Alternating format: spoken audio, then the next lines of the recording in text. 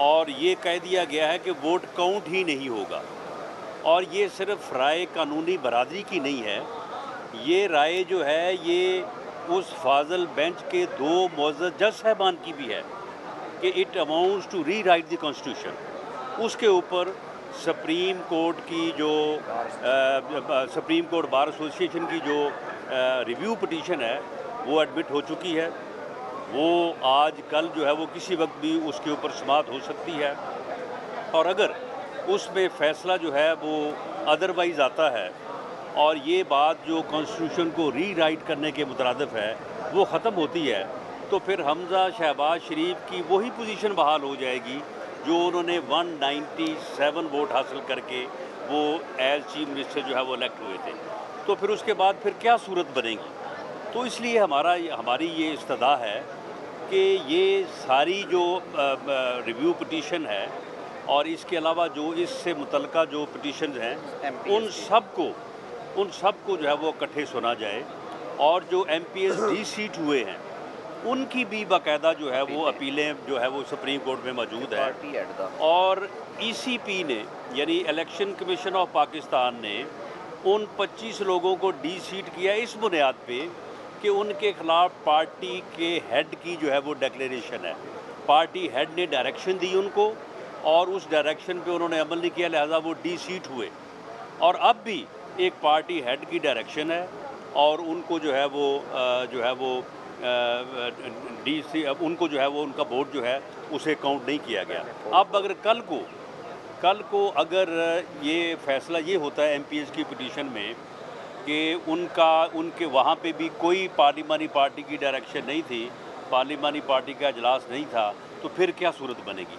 तो इन कॉम्प्लिकेशन से बचने के लिए हमारी ये इस्तदा है और इससे अदालत उज़्मा के वक़ार में इजाफ़ा होगा।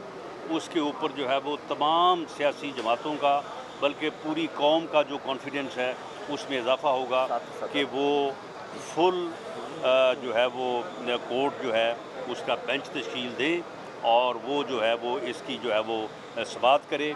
और वैसे भी इससे पहले 2015 की एक सुप्रीम कोर्ट की जजमेंट है जो कि 8 जजेस पे जो है वो मुश्तमिल है, वो लार्जर बेंच था, उसमें भी जो फ़ैसला किया गया वो भी पार्टी हेड के मुतल्लिक़ किया गया है।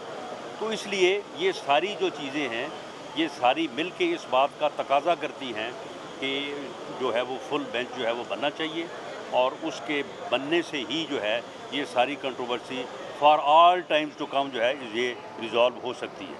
जी लेकिन उनका एतराज़ ये है, वो ये कहते हैं कि जो कोर्ट की जजमेंट है जिसमें 63A में पार्लिमानी पार्टी हेड की तारीफ की गई है, वो दरअसल एक आईनी उसकी वायरीज चैलेंज की गई थी, उसकी इंटरप्रिटेशन नहीं की है। मैं थोड़ा सा अर्ज़ कर देता हूँ अगर इजाज़त हो। देखें, जो रावलपिंडी बार एसोसिएशन का केस है वो फुल कोर्ट ही थी और वो मुकदमा था जो आर्मी एक्ट में तरमीम की गई थी उनकी बाबत। उस वक्त जस्टिस अजमत सईद साहब जो थे वो ऑथर हैं उस जजमेंट के, और 8 जज साहबान ने उनसे मन्नो-अन इत्तफाक किया। कुछ डिसेंट्स भी थी उसमें, चीफ जस्टिस साहब मौजूदा जो है शामिल हैं, और वाज़े तौर पे लिखा उन्होंने कि 18वीं तरमीम के बाद जो मौजूदा शक्ल है 63A की, उसमें एम्फसिस जो है वो पार्लियामेंट्री पार्टी से लेके पार्टी हेड को दे दिया गया है।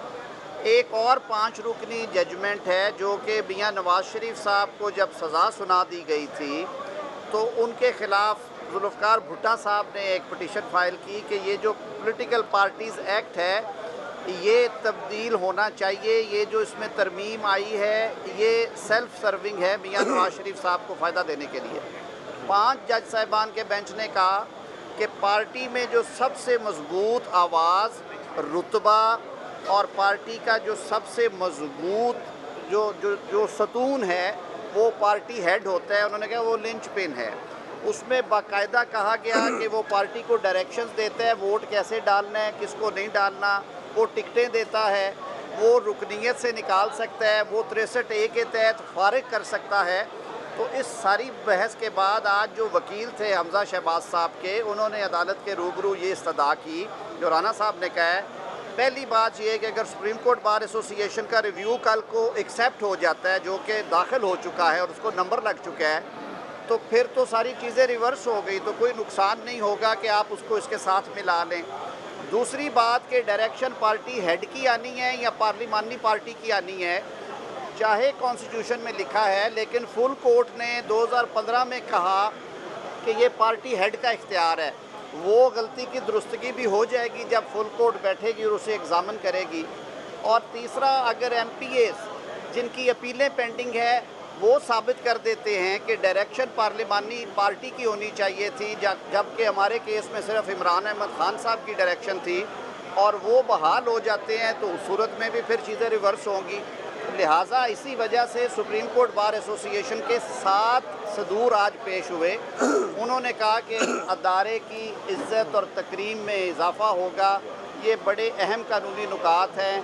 आइन की एक ऐसी तशरीह कर दी गई है जो समझ से बालातर है, तो आप इस पर फुल कोर्ट बिठाएँ। 63A के रेफरेंस में जो एक नुक्ता दिया गया है कि वोट डाला जाएगा, गिना नहीं जाएगा, उसको एक दफ़ा पूरी अदालत बैठ के एग्ज़ामिन कर ले।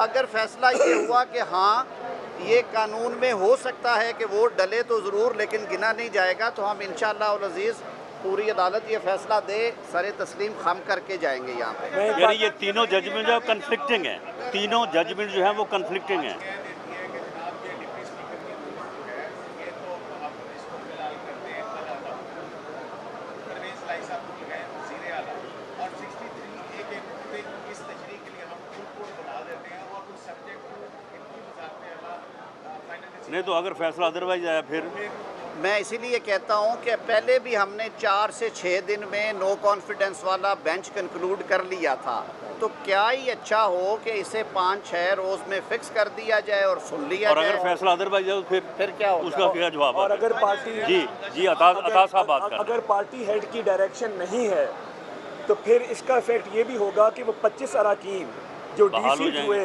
वो बहाल होंगे, और अगर वो बहाल होते हैं तो फिर इस रन ऑफ इलेक्शन की नौबत पूरी नहीं आएगी, क्योंकि हमजा शहबाज शरीफ 197 वोट इन 25 अरकान को मिला के ले चुके हैं।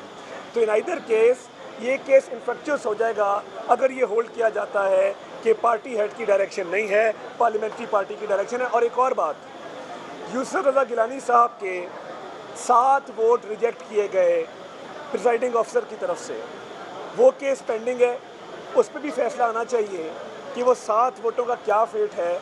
और चेयरमैन सेनेट का इलेक्शन था, प्रिजाइडिंग ऑफिसर ने किस रूल के तहत और क्या चीज़ें उसके सामने थी जिसके तहत उसने गिलानी साहब के इलेक्शन को 7 वोट माइनस करके संजरानी साहब चेयरमैन सेनेट बने थे। अच्छा ये बताइएगा कि जब वो मेंबर बन रहे थे तो उस वक्त जी हो जाती है, आप शहीद होने का पॉलिटिकल बयानिया लेके जी हमारा ये जो है ये मुत्तफ़िका फ़ैसला है पूरे इत्तेहादी जमातों का कि अगर फुल बेंच तश्कील नहीं दिया जाता तो हम फिर इस प्रोसीडिंग्स का जो है वो बाइकआउट करेंगे, और हमजा साहब जो है वो इस पर फिर पार्टी नहीं बनेंगे। डिप्टी स्पीकर साहब उनकी अपनी चॉइस है कि वो फैसला करते, क्या फ़ैसला करते जी। नहीं कोई धमकी धौंस नहीं है। नहीं, ये कोई धमकी और कोई धौंस नहीं है। देखें ये जो तीनों चीज़ें तारड़ साहब ने जो है वो क्लियर की हैं। अब आप देखें कि अगर ये चीज़ें जो हैं इसी तरह से ये कॉम्प्लिकेशंस आगे चलती हैं और फिर जो है वो फैसले आते हैं, तो उससे क्या अदालत उज़्मा की जो है वो तौक़ीर में इजाफ़ा होगा या उससे जो है वो कमी होगी, और ये कॉम्प्लिकेशन जो है ये डिस्कस होगी मीडिया में भी, सोशल मीडिया में भी, और उससे जो जिस किस्म की सूरत हाल बनेगी उससे हम बचना चाहते हैं और हम फिर उसका हिस्सा नहीं बनेंगे। अच्छा सर, ये बता दें कि जब परवेज़ इलाही उम्मीदवार बन रहे थे तो पार्टी हेड की तरफ से उस वक्त उनको क्यों नहीं मुस्तैद किया गया? नहीं देखें ये पहली बात तो ये है कि ये पार्टी का मसला है, और दूसरी बात ये है कि इसमें कुछ ऐसी चीज़ें हैं जो कि उनकी पॉलिटिकल जो उनके मामलात हैं उनसे मुतल्लक हैं। आपको ये भी मालूम होगा कि हमने भी कभी चौधरी परवेज़ इलाही को ऑफ़र की थी कि आप वज़ीर आला बन जाए, वहाँ पे दुआए खैर भी हुई थी। फिर चौधरी परवेज़ इलाही साहब मिठाई लेके जरदारी साहब के घर भी गए थे, और उस दुआए खैर में चौधरी शजाद साहब भी मौजूद थे। तो ये उनका एक अपनी फैमिली का डिस्प्यूट है, उसमें हम नहीं पढ़ना एक और चाहते। बात भी है, सदर मुस्लिम लीग काफ की हदायत पे उनके 2 MNAs कोलिशन गवर्नमेंट का हिस्सा हिस्सा है और इसी वजह से उन्होंने कहा कि हम 2 कश्तियों में पाँव नहीं रखेंगे, हम मरकज़ में जिस जमात के साथ हैं उसी जमात के साथ हम सूबे में भी रहेंगे और वो सारों के सामने और है। फिर पंजाब असम्बली में आपने मीडिया पे रिपोर्ट्स देखी होंगी कि जो क्यू लीग के मेंबर्स थे वो जो है वो अबहाम में थे, वो वोट कास्ट नहीं करना चाहते थे, वो काफ़ी देर तक जो है वो वहाँ पे बैठे रहे। उसके बाद बाकायदा जो है उनको दांव से ज़बरदस्ती जो है उनका वोट कास्ट हुआ है। साथ लेकर आए मुन्ना सलाई साहब आज लोन भी लेकर उन्होंने टॉक किया है कि परवेज लाई साहब 10 वोट हमारे तो साथ। यही तो तशरीह कराना लेकिन बात यह है ना कि यही तो हम चाहते हैं कि ये बात जो है ये क्लियर हो। वो 25 भी तो हमारे साथ थे ना, फिर उन 25 को वो भी थैंक यू जी।